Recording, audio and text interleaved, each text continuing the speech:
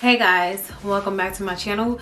If you're new, my name is Ashley, and if you're a returning subscriber, hey, what's up? So this is part 4 to my Housing Connect experience, and I'm gonna tell you right now, I am overwhelmed.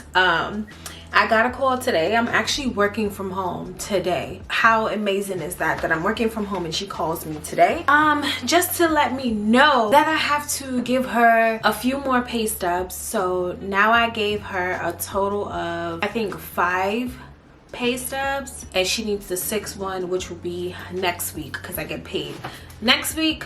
She's also asking for other stuff because my information, my income has to be verified again. So she has, my income is now in the, she said, in another bracket. So I'm qualified for a 1-bedroom, which is perfect for me because I don't want to sell any of my stuff that I have now in my 1-bedroom, but I have to make sure that my income is what it is. My income cannot go over the cap that they have, and my income is literally like $200 less than a cap, and I want to make sure that I'm not, I don't even know what I just said. My income is almost the cap income of like the maximum income of the 1-bedroom. After that, I'm not qualified for like no other apartment because the income after that skips over about like $3,000 worth, and then it goes to $58,000 or something like that. So it's just the weirdest thing. So she said I would be approved for a 1-bedroom, so she has to, you know, do everything over and resubmit it if she has to resubmit it. And then I have to do more self affidavits for like the stuff that I sold on Poshmark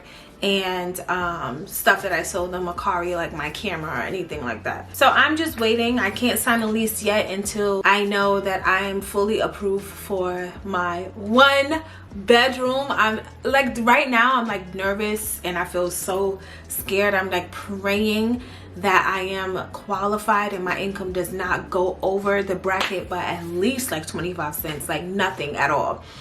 So I'm having anxiety. And then also new news, my sister was approved finally after months. She got approved for a 1-bedroom for her and her daughter, and she will be viewing her apartment this week. So that is my update. I'm still waiting to sign my lease. I'm not sure when I will be signing my lease, but I will let you guys know. This is the longest process of getting an apartment ever. I'm glad that it started in July because my lease here doesn't end until January 31st. So it gives me a couple of time to get that situated. But after this clip, you will be seeing what you would need to get for a Housing Connect apartment. And I'll see you guys in the next video when there is another update. I will be giving a detail of what you would need for Housing Connect when they call you. So when they call you, you're prepared. If you may know, if you watch my last 3 videos, I am on my journey of winning a housing lottery, and as of right now, I'm still waiting to sign my lease. Today is October 17th. I wanted to talk about the stuff that you will need when they call you for your interview process. So when they will email you or they will send you a package in the mail of what you would need, like a detailed package of what you would need for your Housing Connect information. So when they called me, I had to have like a folder. It was thicker than this, but it was a folder of like a lot of stuff that I would need. My leasing specialist for the apartment, the housing lottery that I've won, she will contact me and let me know like, hey, I'm here to assist you, and this is the stuff that we will need. When can you come into the office? The deadline is so and so date. I'm just gonna let you know, some people are not very nice when they're trying to help you, and I was lucky to have a nice leasing specialist.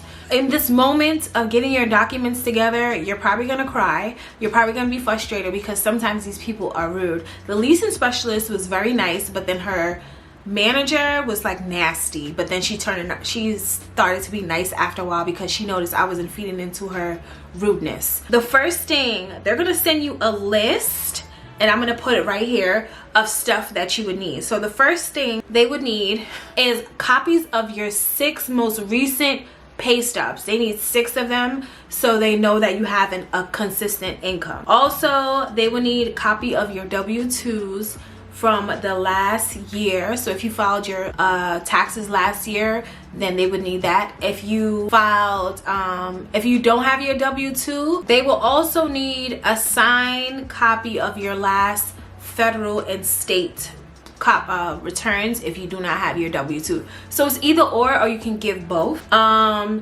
letter from your job saying that, like, if you started a new job, some buildings would accept you if you're about to start a new job and you're on unemployment, they would take that income.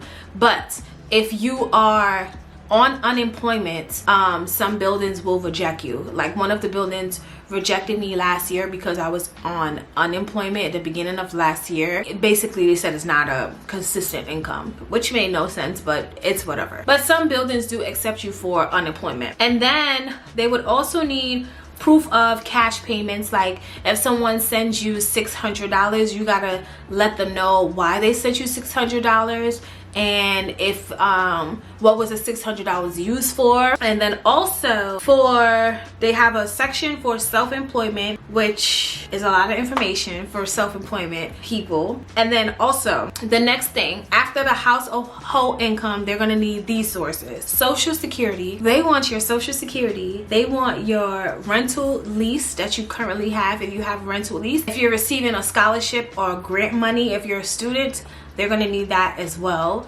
because technically someone's giving you money to pay for school. They will also need your bank statement. So for me, they asked me for 6 months of bank statements, and then they asked me for 2 more. So basically they got almost my whole year's worth of bank statement. That's just only for income basis. So that's already a lot of paperwork. Like 6 months of bank statements is a lot. If you swipe your card constantly, it's gonna be a lot.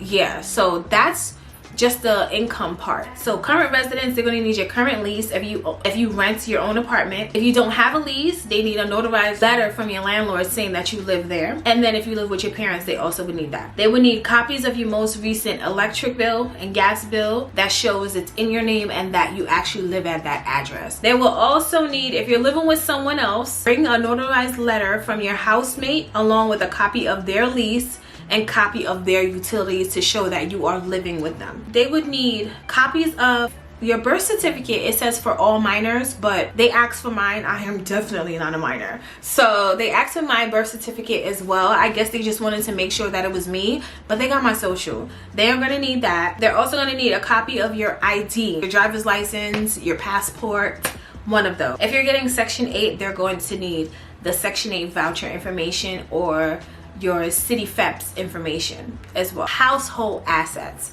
So if you're a trader or if you have any stocks, they're going to need that information from that, like the whole, I think it's like a 1099, I don't remember. They're going to need that because they did ask me for that for my Robinhood, which I no longer use. For the household assets, they're going to need the most recent statements, deposits, your saving accounts.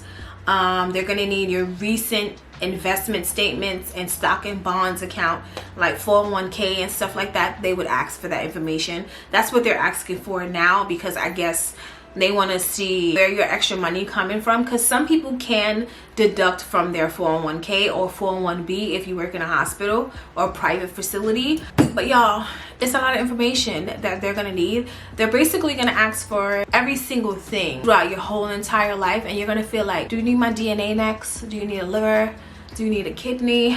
Do you need a piece of my hair? When you're applying for these Housing Connect apartments, it's very strategic. People think it's just affordable low housing apartments. It's based off income. It's not really low housing, it's just based off your income and you're just paying that. It's not really lottery, it's based off your log number and your location.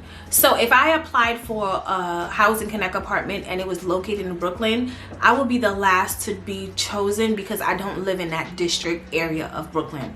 I live in Queens. So they're gonna choose me last. So if I live in Queens and I apply for a Queens apartment, they're gonna call me back first because I am a resident of Queens. I'm a community board member within the 1 to 13 districts of Queens. Also, you have to know as well, if you're living in a shelter and you're trying to get an apartment, or trying to find like an area that's gonna accept like a City FEPS voucher or Section 8 voucher, you're in a shelter, Housing Connect calls back people. Like, they have a handful of people that they would choose from the shelter to get affordable housing that the state will pay for. So state will like basically pay for 10 to 20 tenants in the building that are in the shelter, just to get them out of the shelter. For example, my sister, she is in the shelter. I don't want to tell all her business, but she is currently in the shelter for personal reasons,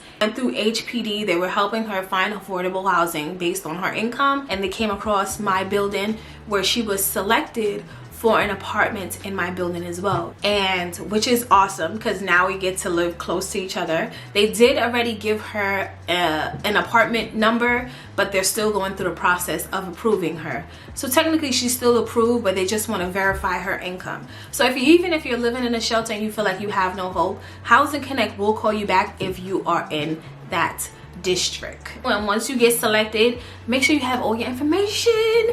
And yeah, just make sure you have all your information. So I want to help everybody out because this process has been hectic. I am going to really post what they sent me of what you might need, so when they send stuff to you, you already have it in a folder and you're ready to go. Comment and subscribe. We have a little more content coming. I can't wait to move, and I'll see you guys in the next video. Bye y'all.